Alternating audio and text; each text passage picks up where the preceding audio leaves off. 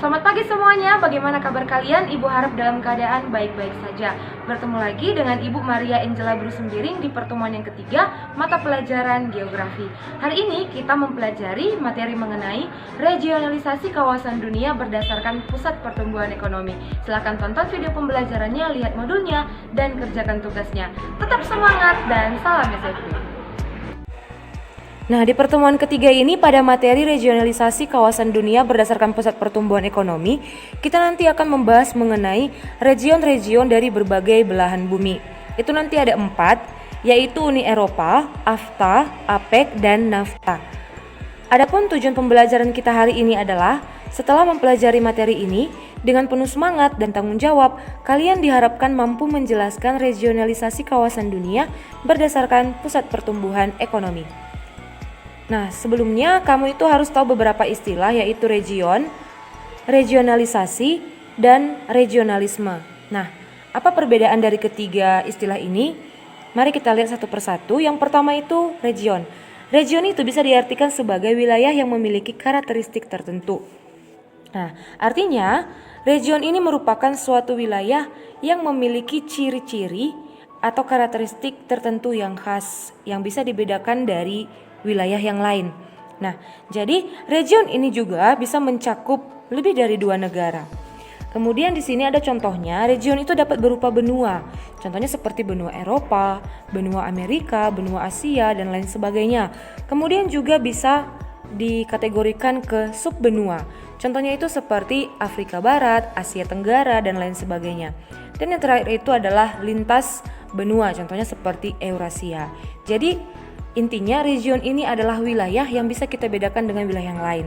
Jadi dia memiliki karakteristik tertentu. Yang kedua itu ada regionalisasi.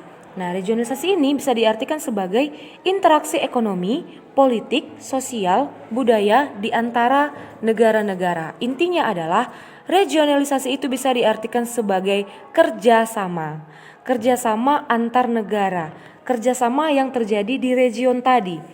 Jadi kerjasama itu nanti bisa dari segi ekonomi, politik, sosial budaya di antara negara-negara yang saling bekerja sama tersebut. Nah, yang ketiga itu ada regionalisme. Dapat diartikan sebagai gagasan, nilai, norma, identitas yang telah disepakati oleh beberapa negara. Nah, jadi tadi kan di sini ada wilayah, kemudian mereka saling bekerja sama. Nah, di dalam mereka bekerja sama itu, mereka membentuk suatu gagasan. Jadi artinya regionalisme itu berisi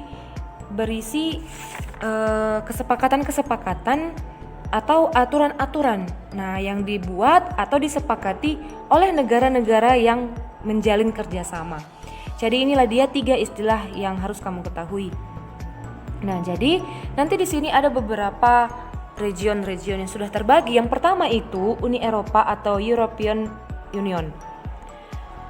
Nah, Uni Eropa ini merupakan organisasi antar pemerintahan dan supranasional yang beranggotakan negara-negara Eropa.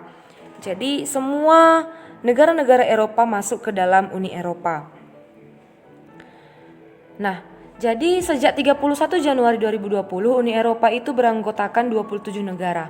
Nah, sebelumnya beranggotakan 28 negara. Jadi pada tanggal 31 Januari 2020 Inggris resmi keluar dari Uni Eropa. Dan ini termasuk salah satu anggota yang pertama kali keluar dalam kurun waktu 40 tahun semenjak berdirinya Uni Eropa. Nah, jadi Inggris sekarang itu sudah tidak masuk lagi ke Uni Eropa. Jadi ada beberapa alasan mengapa Inggris itu tidak lagi masuk ke Uni Eropa. Salah satunya itu karena mereka tidak setuju atau ada beberapa kesepakatan yang tidak disetujui oleh Inggris, seperti itu.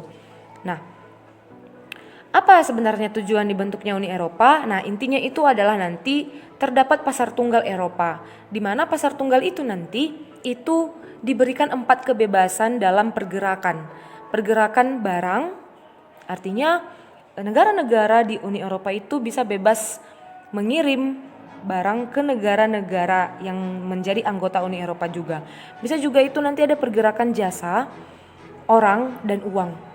Jadi 4 kebebasan inilah yang diutamakan di Uni Eropa. Jadi 4 kebebasan ini nantinya yang mereka lakukan atau yang mereka jadikan sebagai bentuk kerjasama antar 27 negara, seperti itu. Nah, mari kita lihat 27 negara yang termasuk ke dalam Uni Eropa.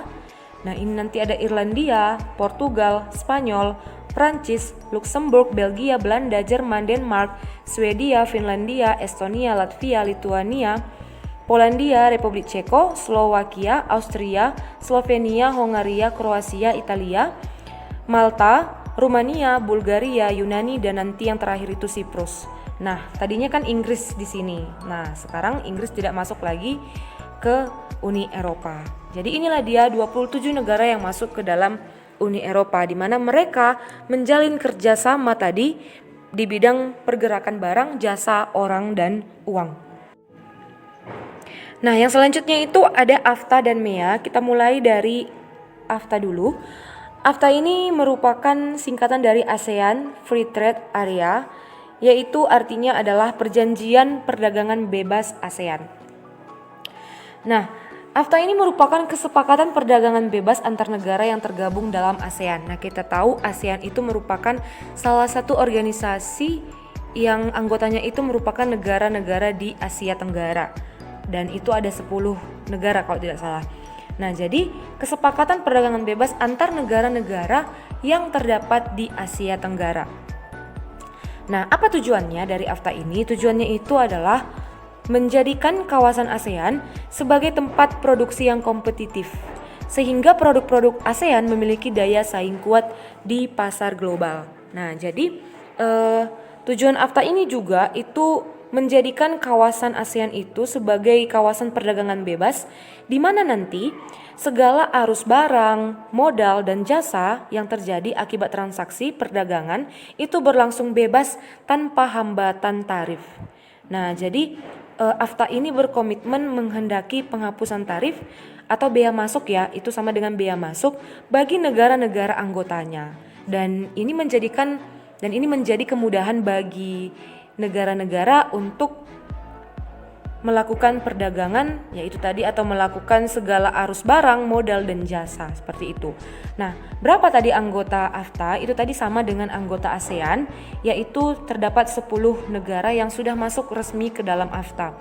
Jadi nanti ini tidak termasuk Timor Leste, tidak termasuk, ya. Mari kita lihat petanya. Nah, jadi ini dia anggota dari AFTA, nanti sama juga dengan anggota dari MEA, Masyarakat Ekonomi ASEAN. Itu nanti ada Myanmar, Thailand, Kamboja, Singapura, Indonesia juga termasuk, Malaysia, Vietnam, Laos, Filipina, dan yang terakhir itu Brunei Darussalam. Jadi inilah dia 10 negara-negara yang termasuk ke dalam AFTA, ASEAN Free Trade Area atau Perjanjian Perdagangan Bebas.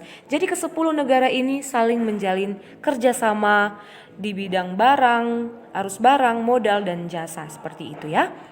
Nah, selanjutnya itu ada MEA, Masyarakat Ekonomi ASEAN. Nah, untuk kamu ketahui bahwa MEA ini itu kelanjutan dari AFTA. Jadi sebenarnya tujuannya hampir sama. Dan MEA ini baru-baru dibentuk itu sekitar 5 tahun yang lalu, itu tahun 2015. Oke. Nah, MEA menetapkan ASEAN sebagai pasar tunggal dan basis produksi, di mana nanti di pasar tunggal dan basis produksi ini ada 5 elemen. Ada 5 elemen. Yang pertama itu aliran bebas barang, jasa, investasi, modal, dan tenaga kerja terampil. Jadi ini tadi kan 10 anggotanya yang tadi itu. Jadi mereka itu nanti bisa bekerja sama di bidang barang, jasa, investasi, modal, dan tenaga kerja terampil. Jadi ini sebenarnya kelanjutan dari AFTA. Hanya saja MEA ini sudah lebih menekankan kepada kita untuk lebih produktif lagi dibanding dengan sebelum-sebelumnya, seperti itu. Nah, jadi MEA ini menuntut masyarakat itu untuk menjadi masyarakat ekonomi ASEAN, di mana sudah lebih berkompetitif dalam menghasilkan barang dan jasa, seperti itu dia. Sama kelanjutannya, ini sama tujuannya tadi dengan AFTA. Yang selanjutnya itu ada APEC. Nah, APEC ini merupakan singkatan dari Asia Pacific Economic Cooperation, artinya kerjasama ekonomi Asia Pasifik. Jadi nanti negara-negara yang tergabung di APEC ini merupakan negara-negara yang terdapat di wilayah Asia Pasifik.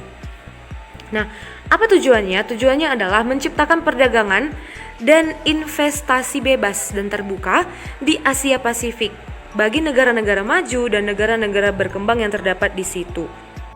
Nah, jadi ketika negara-negara anggota APEC itu melintasi perbatasan antara negara-negara anggota, maka APEC memastikan bahwa penyaluran barang, jasa, dan investasi itu berjalan dengan mudah tanpa hambatan. Jadi itu tujuan utamanya. Nah, APEC ini terdiri dari 21 negara anggota. Mari kita lihat. Nah, ini kalau di bagian utara ini ada negara Rusia. Kemudian ini termasuk juga negara bagian dari Eropa. Kemudian di sini dari Asia itu ada Cina, Vietnam, Thailand, Malaysia, Singapura, Indonesia, Brunei, Jepang, Korea Selatan, Taiwan, Hong Kong, Filipina, dan Papua Nugini. Sementara kalau dari benua Australia itu ada negara Australia sendiri dan New Zealand. Kalau dari negara di benua Amerika itu ada Kanada, USA, Amerika Serikat, Meksiko, dan di Amerika Selatan itu ada Peru dan Chili. Jadi ke-21 negara ini saling menjalin kerjasama berdasarkan kebutuhannya masing-masing, saling menjalin kerjasama, dan ketika mereka menjalin kerjasama tidak ada hambatan. Tidak ada hambatan, contohnya ketika mereka melintasi perbatasan pun, itu APEC memastikan bahwa mereka mampu melewati perbatasan itu tanpa hambatan, seperti itu. Jadi inilah dia 21 negara anggota APEC. Yang selanjutnya itu ada NAFTA. NAFTA ini singkatan dari North American Free Trade Agreement, yaitu perjanjian perdagangan bebas Amerika Utara. Nah, ini tujuannya adalah untuk mengkoordinasikan kegiatan ekonomi termasuk hubungan niaga, yaitu dalam hal pemasaran, dalam hal komunikasi, kegiatan kebudayaan, kewarganegaraan, paspor dan visa, kegiatan sosial, dan kegiatan kesehatan.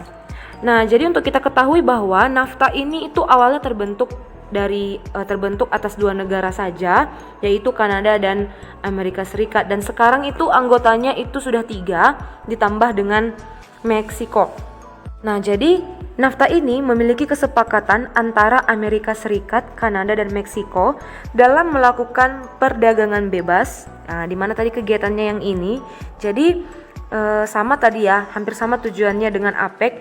Jadi isi dari perjanjiannya itu juga itu mereka menghapus hambatan untuk perdagangan antara ketiga negara ini. Seperti itu. Jadi mereka mau kerjasama antara 3 negara tanpa hambatan, kerjasama di bidang ini tadi. Nah, jadi 3 negara itu mari kita lihat petanya. Yang pertama itu Kanada, yang kedua Amerika Serikat, dan yang ketiga itu Meksiko. Nah, jadi inilah dia 4 region-region yang terdapat di berbagai belahan bumi. Dan sebenarnya tujuannya itu hanya satu, yaitu mereka melakukan kerjasama antar negara-negara dan menghapus berbagai hambatan yang mampu menghambat kerjasama antar negara-negara tadi. Baiklah, demikian saja materi kita hari ini. Semoga bermanfaat untuk kalian.